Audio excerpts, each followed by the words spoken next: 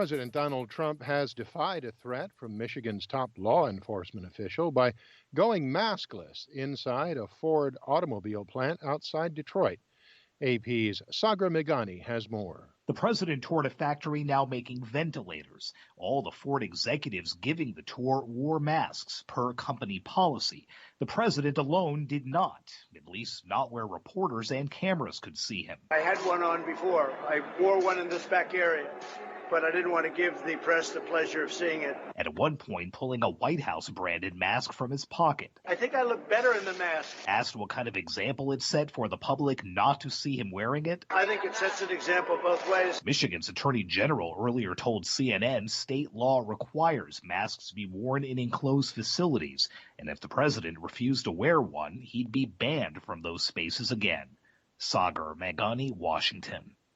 A new poll from the Associated Press and the NORC Center for Public Affairs Research finds President Trump's ratings are unchanged when Americans were asked about the handling of the coronavirus outbreak. AP correspondent Jennifer King has more. The new poll shows that 41% of Americans approve of President Trump's job performance, while 58% disapprove. That might not sound good, but it's consistent with opinions of Trump from polls taken before the pandemic. The poll found just 31% of Americans approve of the federal government's response, including 20% of Trump supporters, suggesting that some view the president standing apart from the apparatus he oversees. Alice Stewart, a Republican campaign strategist, says the Trump presidency is a perfect example of a Rorschach test of politics. People that want to see the president is doing a good job will see that, regardless of where the chips fall. Jennifer King, Washington. For more, log on to our website. This is VOA News. A divided Senate has confirmed a former congressman as President Donald Trump's new Director of National Intelligence. We get more from AP correspondent Tim McGuire. Former Texas Republican Congressman John Ratcliffe has been approved by the Senate on a slim 49-44 vote as Director of National Intelligence. The last Senate-confirmed intelligence director was former Indiana Senator Dan Coats, who was popular with his former colleagues in Congress, but left the post last summer after clashing with President Trump. Ratcliffe replaces acting director Richard Grenell, who is Trump's ambassador to Germany.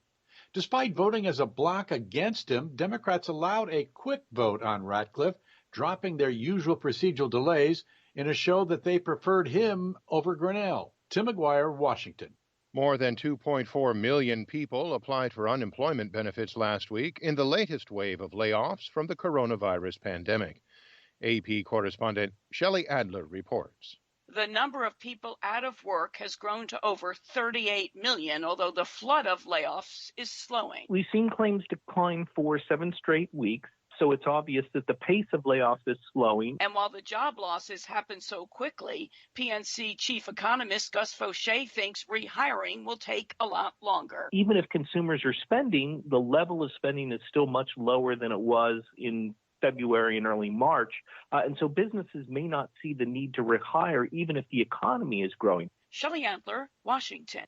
Wide swaths of coastal India and Bangladesh are flooded and millions are without power as Cyclone Amphan, the most powerful storm to hit the region in more than a decade, has cut a path of destruction that is still being assessed. AP's Zaria Shakli reports. Many parts of the Indian metropolis of Kolkata, home to more than 14 million people, are underwater, and its airport has closed briefly by flooding. Roads are littered with uprooted trees and lampposts, electricity and communication lines are down, and centuries-old buildings are damaged. Officials in both countries say the full extent of the damage caused by the cyclone is not known because communications to many places are cut. Hundreds of thousands of people were evacuated ahead of the storm, a process complicated by the coronavirus pandemic. I'm Zaria Shakli. China's parliament will propose legislation to protect security in Hong Kong in response to pro-democracy protests in the territory last year that often turned violent. The legislation could lead to a change in Hong Kong's special status in the U.S. and is likely to trigger more unrest. For more, visit our website, VOA News.